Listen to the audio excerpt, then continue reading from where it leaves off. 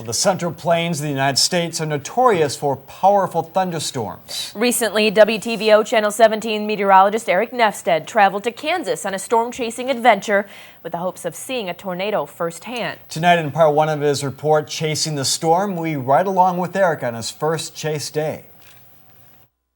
There's mistakes that can be made today, and I'm nervous of that. But from a meteorological standpoint, it's clear cut. It's early May, and my storm-chasing adventure begins in the southwest Kansas town of Liberal. I'm traveling with a group of weather enthusiasts who share my passion for severe weather. High pressure over here. Our group, headed by Professor Paul Servatka, the meteorologist and professor at the College of DuPage in Glen Ellen. Servatka has been chasing severe storms for nearly 20 years. He starts each and every chase day by analyzing weather charts. This is called a mesoanalysis, where you really, he's doing the surface map, and we're getting a real feel for the data so that we know how it's going to evolve and what's to expect and if it's good or bad. You do it enough times, you're like, oh, I see this one. This is going to be good. After the analysis is complete, Professor Servatka gathered the team members to share with us his thoughts regarding the weather expected that day across the plains. I really don't think that there is going to be a storm. There will be several storms, many of which will produce tornadoes. It just looks that way to me. At that point, we drove to Scott City, Kansas to wait for storms to start firing up. Oh, almost off the ground. My fellow storm chasers killed time there by playing frisbee. Nice. One of the biggest problems, Servatka says, is estimating when to leave one storm to chase another with better severe potential. Really, the hope for everybody is to see storms and to watch them in real life, what we've shown them in pictures. Because there's a new understanding when you're standing underneath something that's miles across and tens of thousands of feet tall that you just cannot capture in any sort of video or picture. Finally, a strong storm erupts and the team quickly leaves Scott City, heading east on Interstate 70. The chase is on! And what you're looking at right now is a supercell thunderstorm. This is a severe thunderstorm in progress in central Kansas. It is probably producing large hail. One of the key characteristics of this is an overshooting top. That's where you have the billowing cloud passing through the smooth white cloud near the top, and that is a clear indication of a thunderstorm that's capable of producing very large hail and possibly tornadoes. Our northward chase of this storm continued for the entire evening, finally ending near the Kansas-Nebraska border. Unfortunately, we never actually caught up to that supercell thunderstorm until well after dark. The day ended with a spectacular lightning show, but not much else. That is not why we chase. We do not chase for storms that look like that.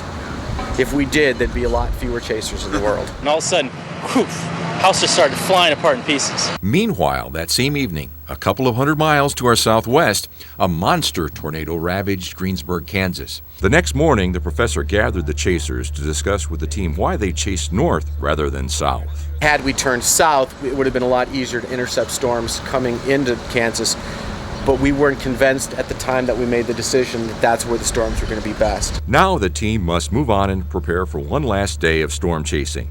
In Kansas, meteorologist Eric Nefsted, WTVO Channel 17 News. Tune in tomorrow night at 10 to see if the group witnesses a tornado. Last night, meteorologist Eric Nefsted took us along for a ride during a typical storm chase day in Kansas. While Eric and the team of storm chasers saw a severe thunderstorm, that storm did not develop a tornado. Tonight, Eric shows us how the team spent its final day chasing on the plains. Storms are going to be moving north today. They're going to be fast moving. This is going to be a dangerous situation today with multiple tornadoes. This is a high risk that is going to be dangerous. And now your short-term forecast. Tornado watch until 10 p.m. this evening. Many of my chase partners came to the Central Plains to hunt storms from all across the globe. They were very excited about what Mother Nature might provide weather-wise later in the day. Some brilliant lightning shots, a couple of funnel clouds. Potential for tornadoes hopefully today hopefully. But there's still a higher risk going on, and we'll see what it produces. I never get my hopes up until we're actually on a good storm, so I don't want to jinx anything. So I'm hoping to see one here. Scott Carroll works as a lead forecaster in the Jacksonville, Florida National Weather Service office. He says he came on the trip looking for a change. Well, I was interested in coming out and doing something exciting and getting a look at storms instead of just staring at the radar all the time at the office. So I thought this is a good way to do it. Another quick briefing was held as some strong thunderstorms had just recently developed. And these storms are going almost due north right now. They will eventually hit the warm front, but we think that whereas they made tornado, but they'll go elevated quick. There's just more instability to the south, and there's a storm that's north of Dodge City now that's come off. It's a little bit further to the east. I think we should just go south. So we headed south, hoping we would intercept a strong thunderstorm that would ideally drop a tornado. And that is exactly what happened with a storm we chased down just northeast of Pratt, Kansas, later that afternoon. Circulation on the ground. There's the funnel.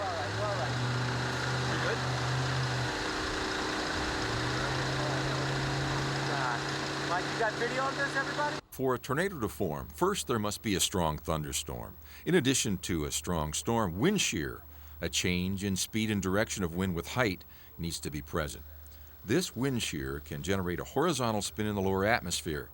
Then thunderstorm updrafts, if they're powerful enough, can tilt and stretch the rotating column of air vertically, causing it to spin faster. A tornado is fully developed once that violently spinning column of air comes in contact with the ground. This whole big, huge area of rotation is most like the tornado cyclone. It's having problems really tightening up into a tornado, but I mean, we're talking, it can be wow. It's just a large-scale circulation right now. Come on, honey, you're in Kansas, not Iowa. What we witnessed was classified as a weak tornado. However, it did not show the classic well-defined funnel of typical tornadoes that occur in the Midwest. Professor Savatka was pleased with the trip in general. I think ultimately any storm chase that produces good supercells and tornadoes is a successful chase, and therefore we were successful. In Kansas, meteorologist Eric Nefstedt, WTVO Channel 17 News. Now, Eric Nefstedt and WTVO chief photojournalist Kevin Forkey claim they put a total of nearly 3,000 miles on the WTVO news car they took on their storm chasing trip. Good thing gas prices are cheap. They need an oil change, too. Well, President Bush